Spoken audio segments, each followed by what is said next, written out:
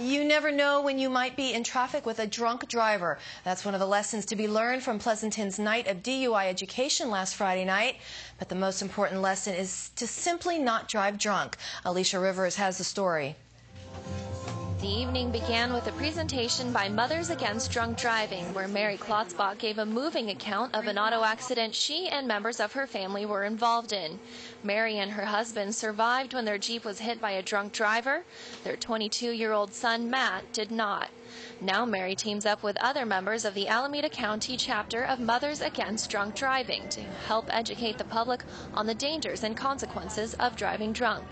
MAD members had the chance to do just that at a DUI checkpoint set up by the Pleasanton Police directly after the presentation at the corner of Santa Rita and Pimlico Roads just before the 580 East on-ramp. Police from allied agencies such as Livermore, Hayward, and Union City were on hand to help members of the PPD ask drivers questions and check sobriety. He had anything to drink at all tonight, where he was coming from, what he had to drink, and then I examined his eyes to see how much alcohol appeared to be in his system.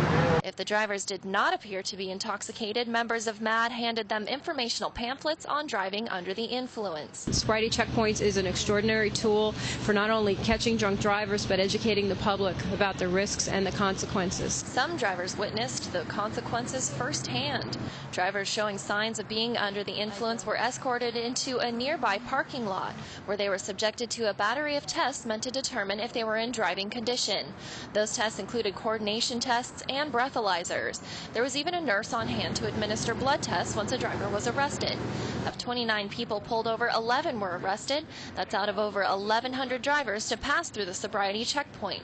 Some would say that is something to take into consideration since the PPD is only able to conduct checkpoints such as this one 4 times a year. One thing you need to be aware of, if you're going to be traveling late at night or early in the morning, the percentage of drivers that are under the influence of either drugs or alcohol goes up considerably as it gets later. So you might plan on going on trips or driving at times during the daytime, or when the conditions are better and when there's fewer drunk drivers on the road. Make the right choice yourself. If you've been drinking, don't drive.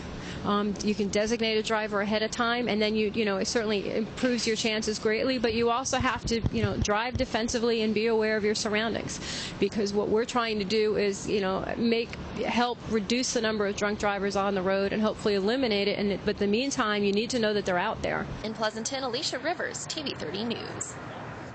When we come back, we'll see what was up and what wasn't for Tri-Valley businesses. And it looks like a would-be store owner will have to open shop somewhere besides Livermore's downtown area. We'll have details on why.